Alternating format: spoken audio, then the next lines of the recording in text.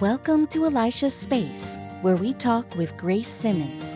With a heartfelt commitment to fostering growth and breakthrough, Grace brings her expert certifications in emotional intelligence coaching and as a revered Gallup Global Strengths Coach.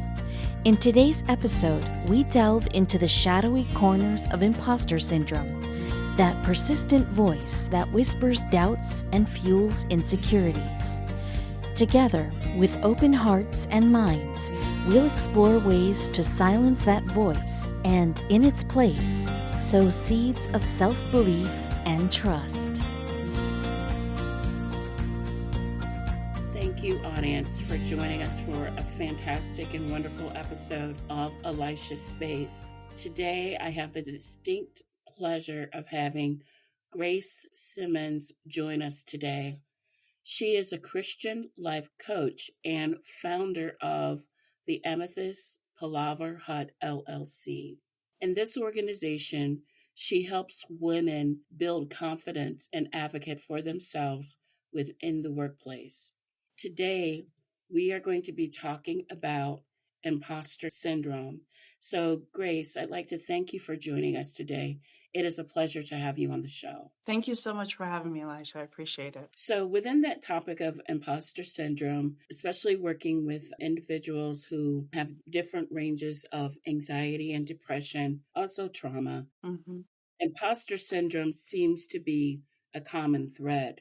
And it doesn't really matter as far as your success or where your status is. Could you describe what it feels like and how it has manifested in your professional journey? Yeah, I think imposter syndrome, the best way I can describe it is it feels like a shadow. It feels like doubt. And so even if you are in the moment where you feel really confident, you feel really excited and completely involved in what you're doing, there's this little whisper in the back of your mind like, but did you really do a good job? Or Right. do you really deserve this job? Or you better not mess this up because they're probably going to fire you, right? It's all of the negativity just constantly, quietly in the background. And someone had brought up, like, in the middle of a course, he said, "Oh, I guess you don't deal with imposter syndrome because you've been doing this for a while." Absolutely not. That's not true at all. Imposter syndrome continues to live. It's just quieter, and depending on what you do to quiet that voice.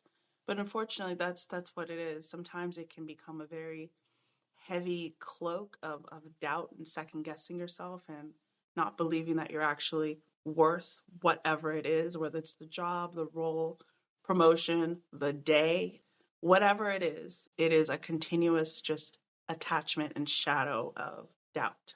And also, I think it feeds insecurity. I think that's what you're talking about too, is it feeds insecurity, which only adds to everything else. It's almost like a looming thing where, you're like, I don't want people to find out that I'm not worthy of this, Right. you know?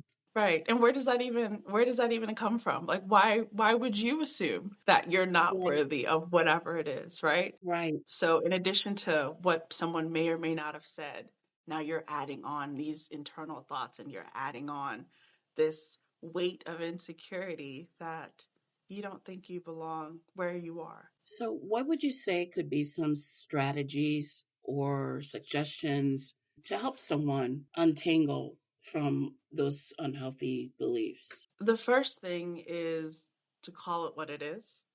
And so this is going off of another example as well, as sometimes you have the assumption that you're being humble to say that, oh, I don't deserve this, or I'm not worthy of this. That is not what being humble or humility is. That is 100% feeding into that imposter syndrome. And so a strategy to combat that is to stop it. And I mean, you have to be prepared to stop it. So I would never suggest someone just snap their fingers and all of a sudden they're no longer feeding into imposter syndrome. What I mean by stop it is you either bring yourself from that negative space to a neutral space, then to a positive space. So if you're thinking, I don't really deserve this job, bringing yourself back to a neutral space is, I'm really grateful I have this job. It's nothing to do with you. It has nothing to do with anyone else. Just bring yourself back to a neutral space. And you do that with gratitude. I'm really grateful I have this job. If you want to push on, now you're getting into the practice of being more neutral and expressing that gratitude. Then that next step up is, I am really good at this job, even if you don't believe it. Our minds are fantastic, fantastic little things that can believe everything. And if you constantly repeat and assure yourself that you do not belong somewhere, you're going to genuinely believe it. Thankfully, the opposite is true. If you continuously tell yourself, I do belong here, I am really good at this, you're going to believe it. And that confidence is going to be stronger and more deeply rooted. So, more deeply rooted in what it is that you're actually doing and what you believe. So that is the first strategy, is take yourself out of that negative headspace into a neutral and then positive space. The next thing is working on affirmations. So if you can do an affirmation or like a Bible verse, or you say something positive to kind of bring yourself back again into that headspace. It's all about your mindset. The third would probably be a physical movement. So if you are in the middle of just, you're stressed, you're thinking about something, you want to like physically get up from where you are and stop yourself from that thought. Again, what you're trying to do is remove yourself from just that cyclical, I don't belong, I'm not good enough, and stop yourself to say, yes, let me do something else. Whatever that thought stream is happening, let's stop that. Let me do something else. And all of that is just combining the way that you think, so your mindset, but then also just your physical process and how it connects to the person that you are, how you're sitting. If you're thinking about yourself being so terrible, you're going to kind of, right, it's physically going to weigh on you. So straighten up, like get up, stretch, say something positive about yourself, pull yourself out of that headspace. I think that's great. Those are great suggestions. As you were talking, I was thinking about how I read somewhere that gratitude has a higher energy level than love. And if you think about it, right, if you think about it, gratitude gets you to that place where you can even receive and accept love as well as give it, because you're changing your focus from where's the lack, what's missing, to realizing that you really have more than what you think you have. And it opens you up. I believe that it can, well, I know through science, but I believe that it really helps to shift your mood too. When you get to a place where you're like, I'm thankful for my family, thankful that I'm healthy. I'm thankful that I have food in my pantry. I'm thankful that I have this position. I'm thankful that with this position, I can pay my bills. I'm thankful that I have a great boss. And if you don't have a great boss, you can say, I'm thankful that I'm in a place where I can make and create change. Like if you're in a place where you can start focusing on what you're grateful for, I believe too that the insecurity starts to become more of you feeling like you're more secure. Because I think that a lot of times with imposter syndrome, one of the things that feeds it is insecurity. Like you don't feel like you should be someplace. It's almost like you feel like you have to wear a mask, because if people saw the real you, there's no way you'd be in that role. Right. And it's so unfortunate too, because imagine you not thinking as you are, you're worthy of the job that you have, or the people that are around you, your family, your friends, your colleagues, even if you don't have that great boss, right? Your colleagues that you work with. And to hide yourself because you're so concerned that someone's going to find you out. It's unfortunate, because then people are missing out on you, the real you, all of you. And I like also too that you spoke about affirmations. I'm big about doing self-talk, because I also think that there's power in what you say, because what you say can manifest. So if you say, even though you may not believe it, eventually, because you've put it out there and because words are powerful, you're actually starting to create change with what you say. So even if you're not sure about something, I often tell others who are Christians, I will say, the scriptures are full of positive, powerful words that you can use for affirmations, like you are the head and not the tail, or saying, I am Mm-hmm. the head and not the tail. I am above and not beneath. No weapon formed against me shall prosper. Romans Mm-hmm. 8 alone, I mean, you can get some serious affirmations from that. So, Right. so regarding those things, I think that's a powerful thing to do. But even audience, if you're not Christians, that's okay. You can still, I still believe that you can speak life into something and see Mm-hmm. change start to create. So if you start to speak life over yourself, and even though a situation may be not the best situation, but you can kind of spin it so that you're seeing hope within it. And Right. within your voice, within you speaking that, see what's happening is you're building that up and you're growing in that place of affirmation and speaking life into those places. So I think that's powerful. Mm-hmm. So there is often a common misconception that high achieving individuals don't experience imposter syndrome. From your experience, how does this condition affect individuals at different success levels? I would say, so I'm trying to think of, for some of my work right now, we kind of work with people who are what they're called individual contributors. So Mhm. these are people who are not in like a technical leadership position. Right. Imposter syndrome for them, unfortunately, is kind of that I do not ever want to mess up, right? They approach everything as if Perfectionism. exactly, exactly. They approach everything as if they've only been on the job for maybe like 2 months and maybe they've been there for 10 years.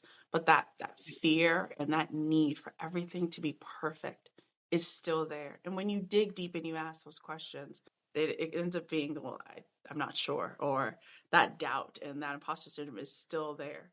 I think for people who are also now managers or maybe they supervise or even if as a team leader, unfortunately, their imposter syndrome, because they are over other people, that can spill over into their work. And so imagine someone who doubts who they are, what they're supposed to be doing, their capabilities. They want to make sure that everything is perfect so that they look good. They want to make sure that they are aware of every single detail. And you'll notice a lot of people, especially in leadership positions, they can be micromanagers. And when you dig into it, it's because they doubt themselves, but they put all that on the people that they work under. And so, regardless of the level that you are, how successful you are, if you're not able to like pinpoint what exactly are the issues, so be specific about, it's okay to doubt yourself, right? It is okay. When it comes to the point where it is changing who you are and it's restricting what you can do, that's definitely when it's time to reach out and get some help. And so working with like a professional, working with a coach, that's why you have someone else. First off, they're outside of your day to day, and they can help you to get drill down to like what exactly are the issues, what things are you struggling with, and they help you gain clarity on the things that you're doubting. So there's a difference between you struggling within yourself to believe who you are, what you can do, or blaming others because things haven't worked out the way you assume they should. Those two things are still connected because if you aren't able to then take responsibility, you're either blaming other people or you're overly taking on all of that and putting it on yourself, right? There's a balance that needs to be achieved when it comes to responsibility. And so if you have that disconnect of self-worth or understanding of what you actually bring, bringing your true self first off, and then understanding the capabilities that you have and can contribute to your work, you're going to either punish others as a colleague or you're going to punish your employees as a manager. Do you have a personal story about how you have dealt with imposter syndrome and how you've been able to overcome that? Yeah. So one of the things that I do as well with the aim of this platform is I have a podcast. And so with my podcast, I know when I first started about 2 years ago, there was this temptation that I wanted my first episode for some reason to be perfect. My friend and I had tried to create a podcast, and we did a series, and it was the two of us so we could have that conversation and kind of, bounce off of each other. But this was going to be a solo effort. And I spent so much time trying to listen to other podcasters and see what they were doing. And I was so wrapped up in like, who would want to listen to mine? Why would anyone care? That I think I delayed actually starting for so long because I wanted it to be what I thought it should be, right? I'm trying to compare myself to other people who have no idea that I'm doing this, by the way. They're living their lives, they're recording their podcast episodes, and I'm sitting here stuck.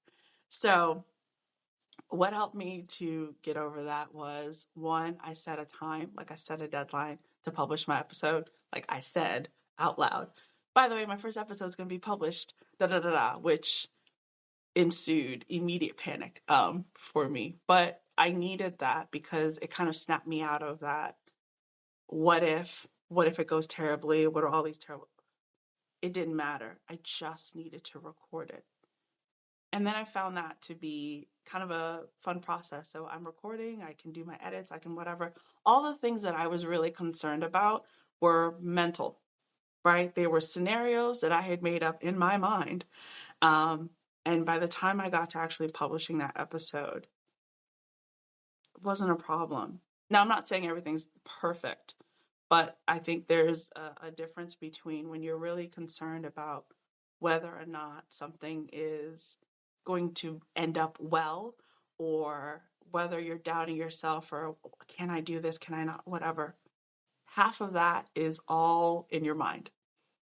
And so I guess I would add this on as like a fourth step is actually putting that fear into action and challenging what's the worst that can happen. And for me, in my case, that is what helped me a lot is, okay, well, what's the worst that can happen? Let's publish this episode. Nothing is, let's see. And nothing happened, right?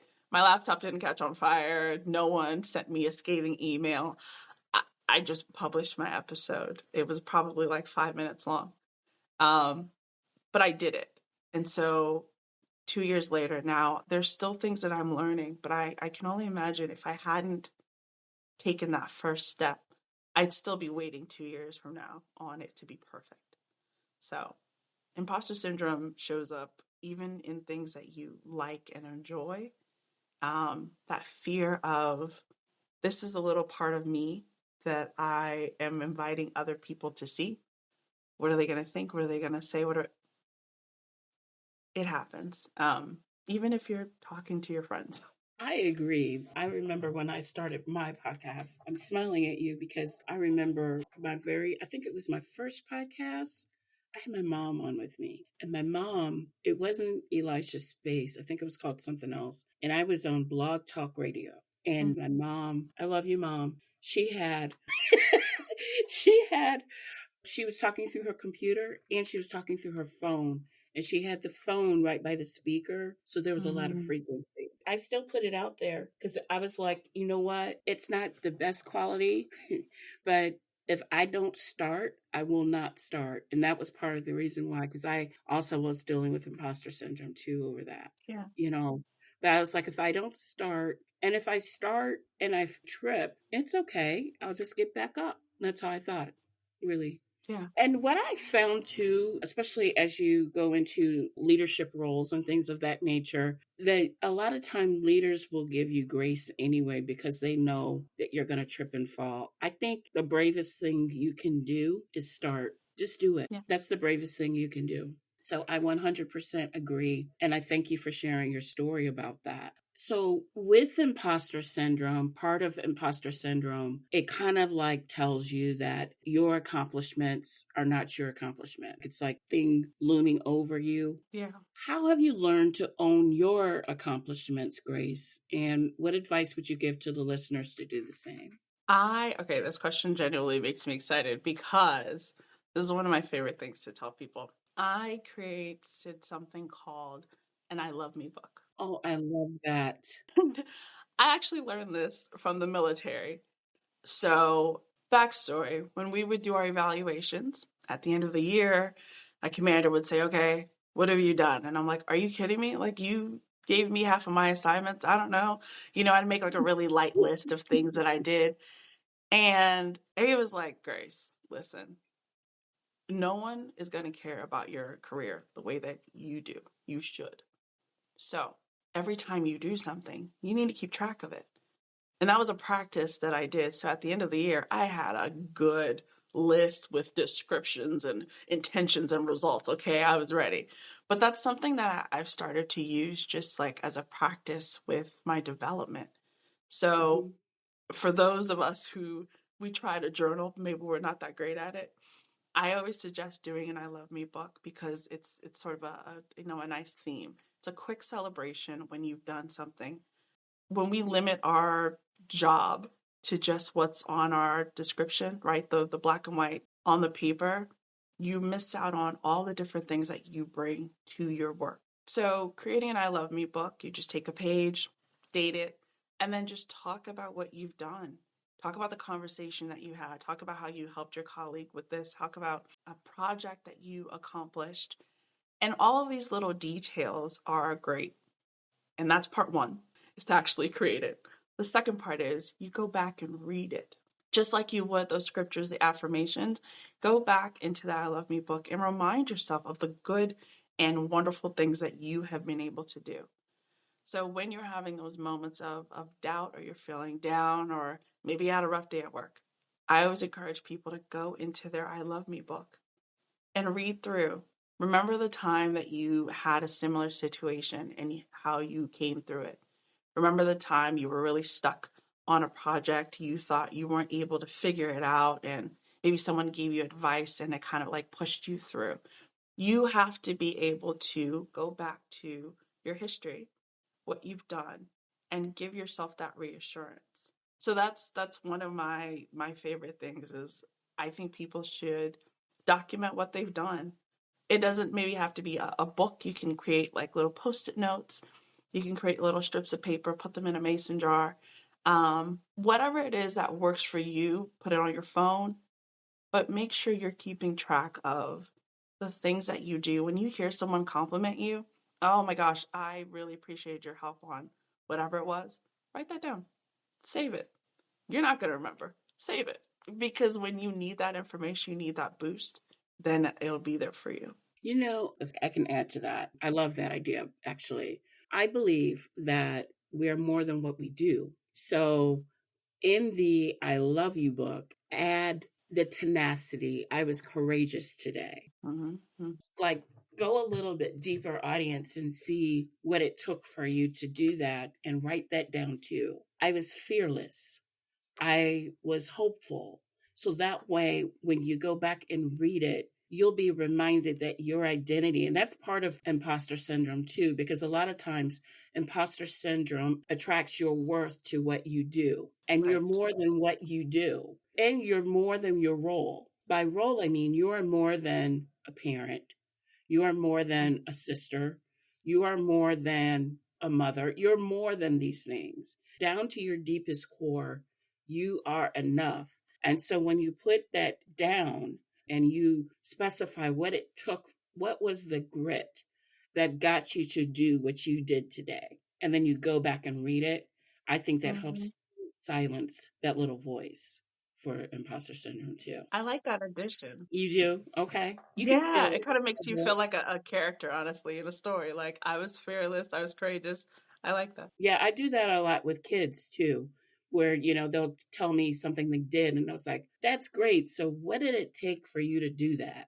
I did this. I said, oh, so you were truthful. You were authentic. You were this. And they're like, oh. So, when you do that, kind of think about like what it took for you to do that. And even if you feel like you had a bad day, something good happened within that day. Something good did. Mm-hmm. There's no way you can have a full day of bad happening. There's just no way you can do that. Something good happened. Just saying I have my health is a lot. Yeah. My mind is all together. Like something good happened in that day, and looking for that too.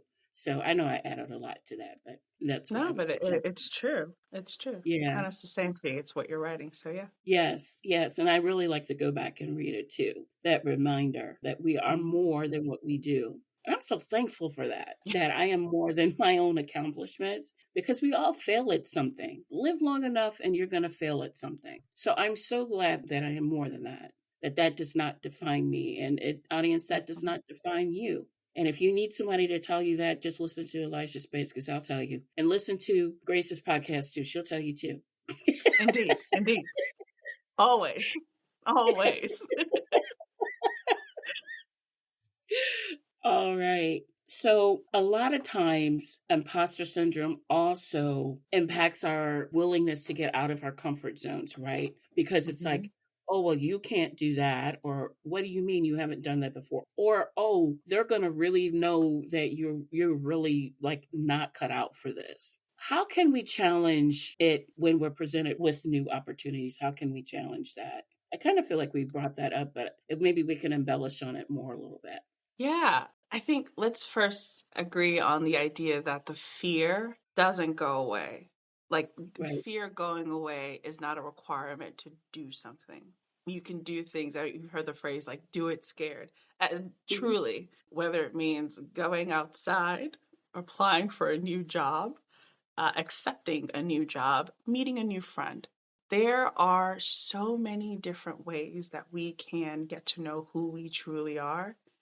But if we keep ourselves behind that wall of fear, you're going to be so limited on what the world has to offer. And so, one of those first things is when you want to call it out. So, again, if you're feeling like you're afraid of something, say it. Say, oh my gosh, I think I'm doubting myself, or I'm really afraid of this. It's okay. But the idea with fear is that you need to label it, you need to look it in its face, you need to call it out, and then you can take those steps. So you replace those thoughts, especially when it comes to that mindset. You have something else, you have a go to phrase, you pull your affirmations, you pull your scripture, whatever that is. You go from calling it out, and then you actually work on changing your mindset. And then you can do one or two things. So when I'm trying to coach people, especially with travel, for those people who don't travel often or far or out, I want to make sure that they are comfortable either doing baby steps, or you could do the big trip.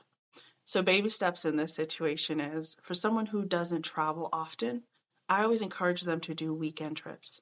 Do something Mhm. short, simple, nearby, right? You still have your safety, but you're also doing something new.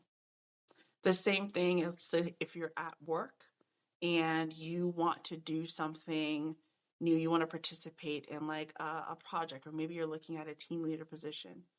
Try to lead a project and surround yourself with people who you know can support you.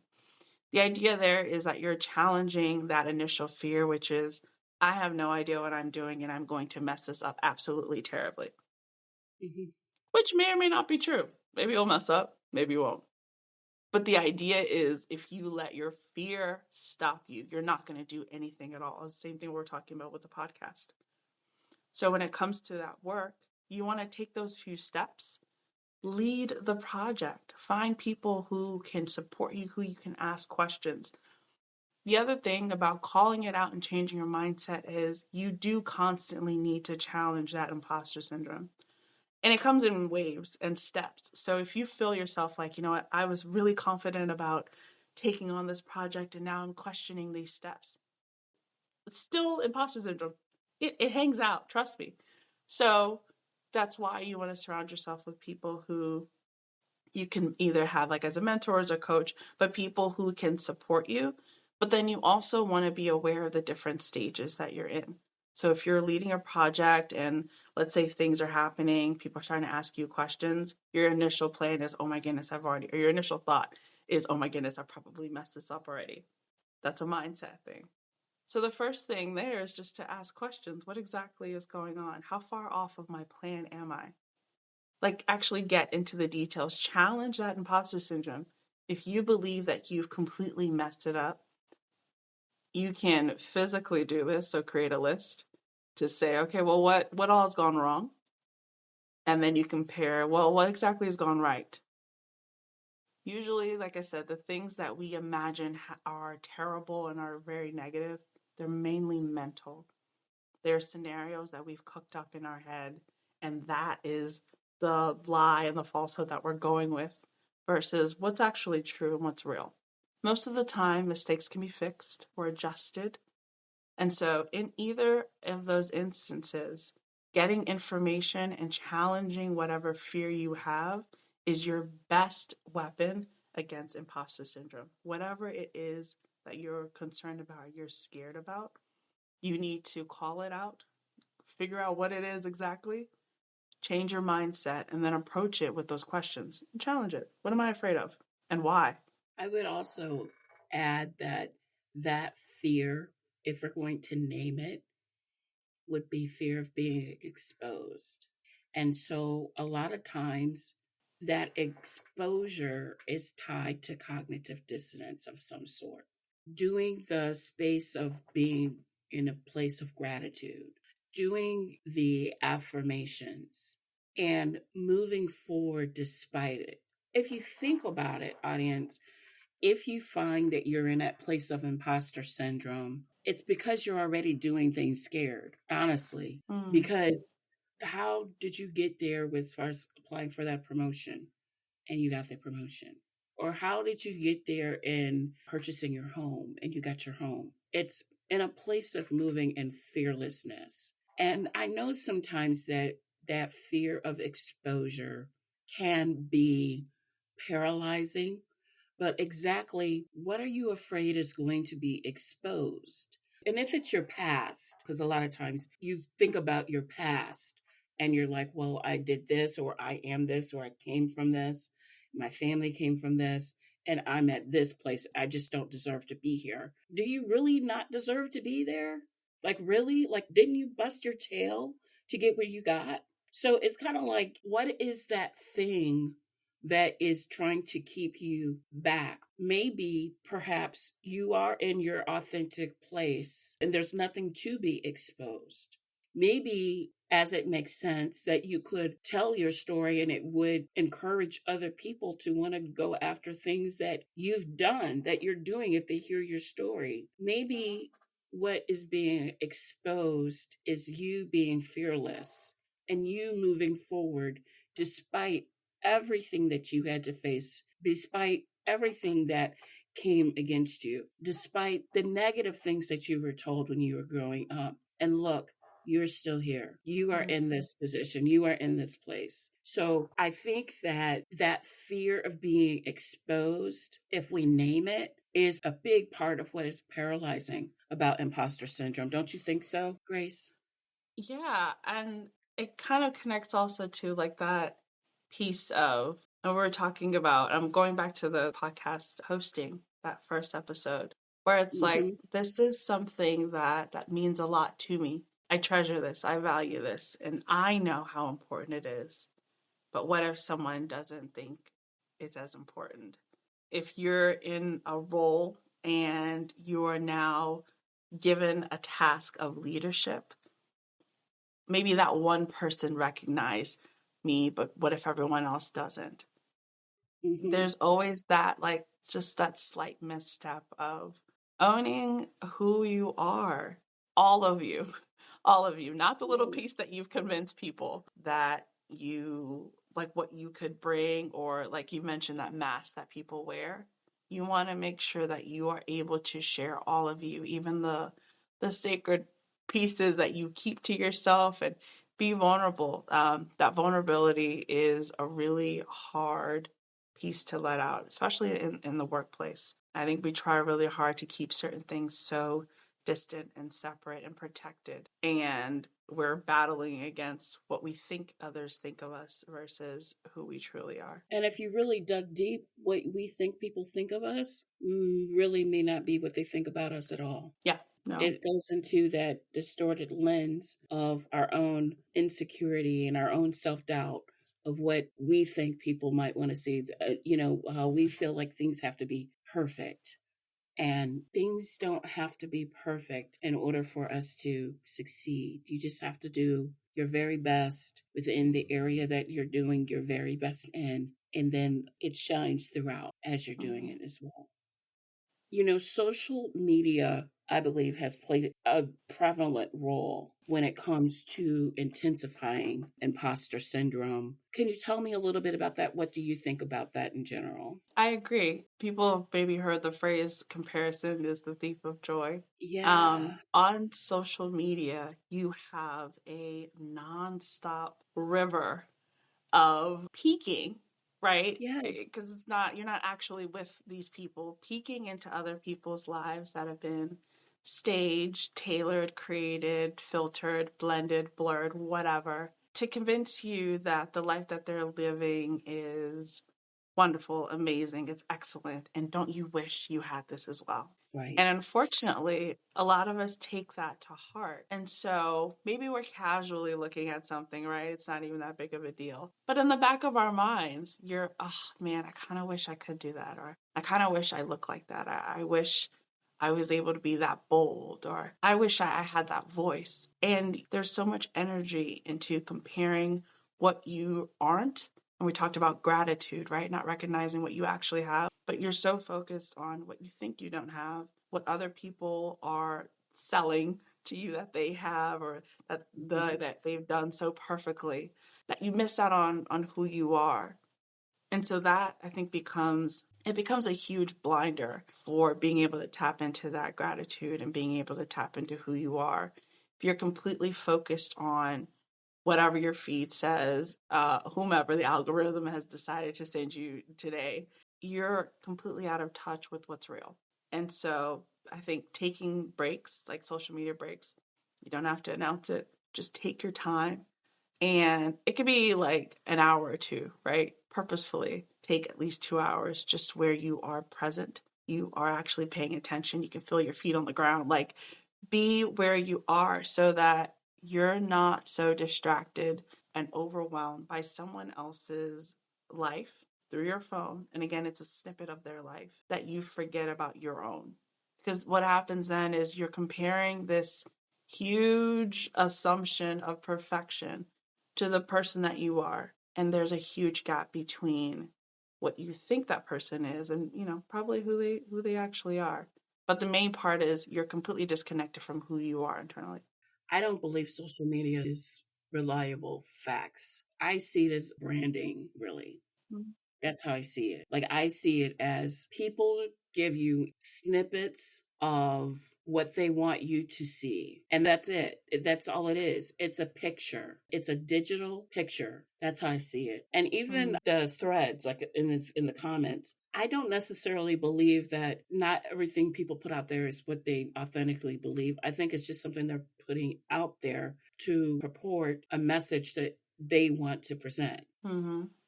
I think the best way to get to know people is in their person, authentically in their person, spending time with them.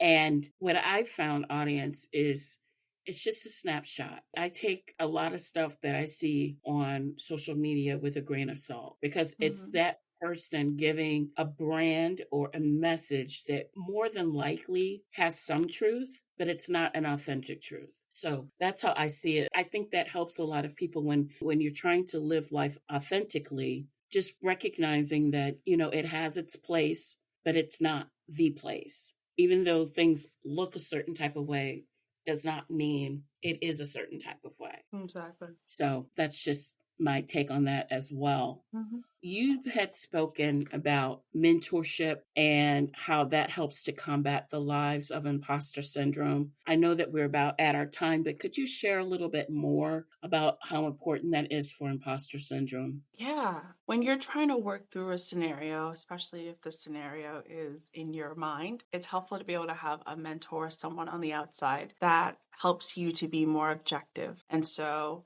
having a mentor, having a coach is really important because yes, maybe you can identify that you are struggling with imposter syndrome and you don't know what the next steps are, but having that person to, ask those questions, right? So challenge that imposter syndrome is really helpful, and also the support. One of the things, or one of the facets of imposter syndrome is you feel like you're the only one who is in this situation, right? You feel Right. disconnected, you feel insecure. And so having a support system or community is ideal, obviously. But having at least one person to be able to say, hey, look, remember that time that you did this really cool thing, or you remember that time you were telling me about this? Like, you know more than what you're giving yourself credit for. You do more than what you're giving yourself credit for. We need people to bring us back down to earth. And so that's why having a mentor is great, because it's a combination of support, but also someone to challenge you and challenge those fears, those thoughts, and sometimes the behaviors that we exhibit when we're struggling with imposter syndrome.